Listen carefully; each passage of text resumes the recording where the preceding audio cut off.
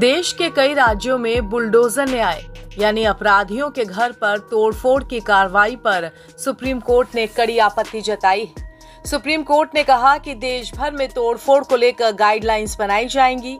अदालत ने इसे लेकर सरकार और पक्षकारों से सुझाव मांगे हैं। अब बुलडोजर न्याय एक्शन पर विपक्ष भी सरकार को घेरने में जुट गया है। सपा मुखिया अखिलेश यादव की टिप्पणी के बाद बहुजन समाज पार्टी के राष्ट्रीय अध्यक्ष मायावती का भी इस विषय पर बड़ा बयान आया है। मायावती ने इसे लेकर सोशल मीडिया पर पोस्ट करते हुए लिखा कि बुलडोजर का भी इस्तेमाल अब सुप्रीम कोर्ट के आने वाले फैसले के मुताबिक ही होना चाहिए। हालांकि उचित तो यही होगा कि इसका इस्तेमाल करने की जरूरत ही ना पड़े। सुप्रीम कोर्ट ने सोमवार को अपराधों के आरोपी व्यक्तियों के घरों पर संपत्तियों को ध्वस्त करने की बढ़ती प्रवृत्ति की आलोचना करते हुए इसे बुलडोजर न्याय का मामला बताया। न्यायालय ने घोषणा की कि वो इस मुद्दे के समाधान के लिए दिशा निर्देश जारी करेंगे। अब इस पर बीएसपी चीफ मायावती की पहली प्रतिक्रिया आई है।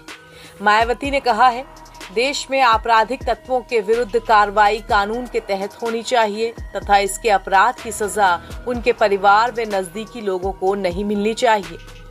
ये सब हमारी पार्टी की सरकार ने कानून द्वारा कानून का राज स्थापित करके भी दिखाया है।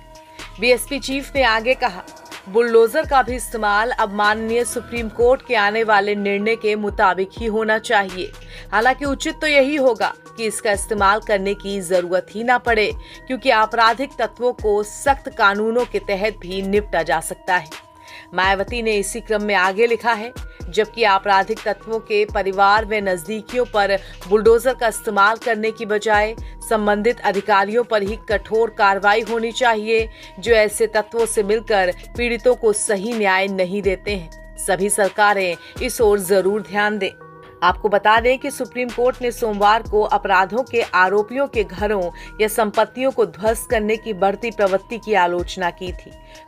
सुप्रीम कोर्ट ने टिप्पणी करते हुए इसे बुलडोजर न्याय का मामला बताया था। कोर्ट ने घोषणा की है कि इस मुद्दे के समाधान के लिए वो दिशा निर्देश जारी करेगा।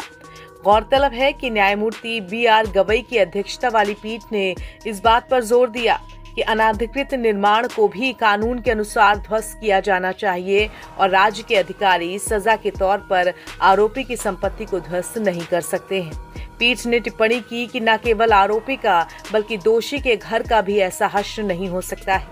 कोर्ट ने कहा कि देश भर में निर्माणों के तोड़फोड़ को लेकर गाइडलाइंस जरूरी हैं।